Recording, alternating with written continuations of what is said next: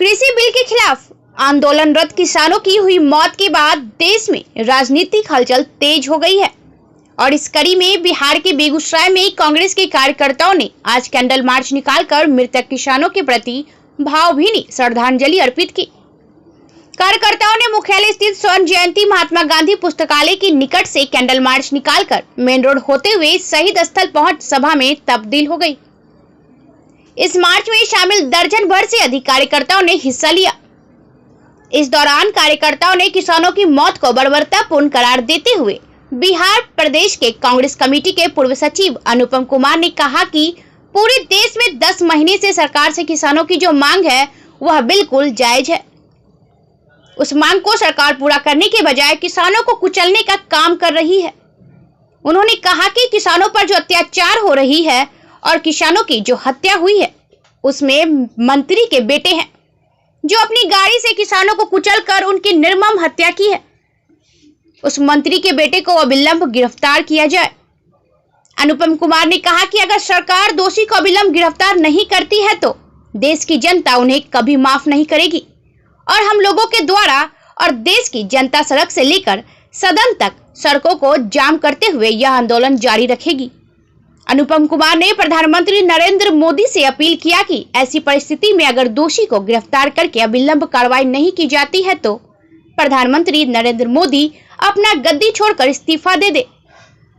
BNP news के लिए बेगूसराय से संवाददाता कन्हैया पासवान की रिपोर्ट। कल जो किसानों पर जो अत्याचार हुआ है और किसान की जो हत्या हुई है उसके सरकार के विरोध में और किसान के सपोर्ट में हम लोग आज कैंडल मार्च निकाले हैं।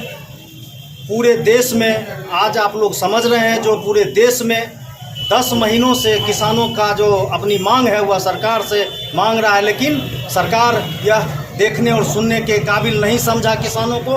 आज किसान की मांग को मांगने के लिए जो किसान अपना सही रूप से अपनी लड़ाई लड़ रहा है और अपनी मांग रख रहा है और किसान की मांग को देने के बजाय उसे कुचलने का काम यह सरकार कर रहा है। और उसमें जो मंत्री के बेटे हैं जो उन्होंने अपनी गाड़ी से किसानों को कुचला है, मैं कांग्रेस पार्टी की ओर से मांग करता हूं कि वह आदमी को अविलंब गिरफ्तार किया जाए और किसान के जो मांग है वह जायज मांग है और उस मांग को मांगा जाए।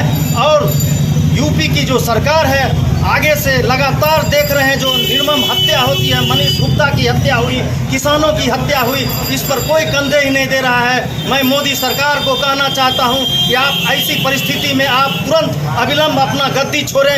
यूपी सरकार को कह रहे हैं जो गद्दी छोड़ें और किसानों का जो जायज मांग है या तो उन्हें पूरा करें नहीं तो गद्दी छोड़ें।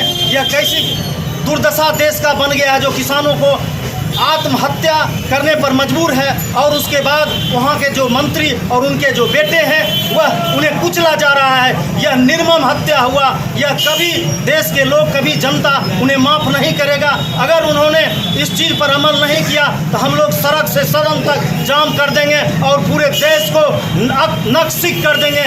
जब तक यह मांग उनकी मांग पूरा नहीं होगा हम लोग यह आंदोलन आगे बढ़ते रहेंगे। आज आप लोग देखे होंगे हमारे नेता प्रियंका गांधी अलीपुर जब जा रहे थे वहाँ पर उन्हें रोका गया।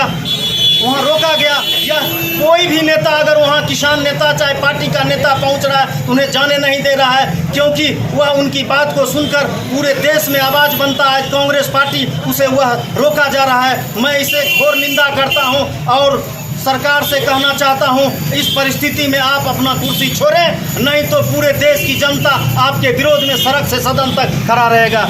जय हिंद। क्या नाम है सर आपका? अनुपम कुमार, पूर्व सचिव बिहार प्रदेश कांग्रेस कमेटी। जो घटना हुई है लखीमपुर खीरी में उसके विरोध में किसानों के साथ जो बर्बरतापूर्ण व्यवहार हुआ, किसानों की हत्या करते आज हम लोगों ने कैंडल मार्च निकाला है और किसानों के परिवार को सहानुभूति हो, किसानों के परिवार के ईश्वर इस दुख को सहने की शक्ति दें, इसी के लिए हमने आज कैंडल मार्च निकाला है।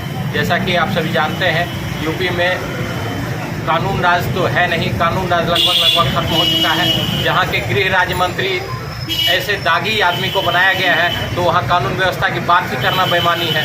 ऐसे लोग जो ये कहते हैं कि समझ जाओ नहीं तो समझा देंगे, ऐसे लोग गृह मंत्री बन के बैठे हुए हैं। तो ऐसे माहौल में यूपी में जो जघन्य अपराध किसानों के साथ हुआ है, किसानों के विरोध में हुआ है, किसानों की हत्या कर दी गई,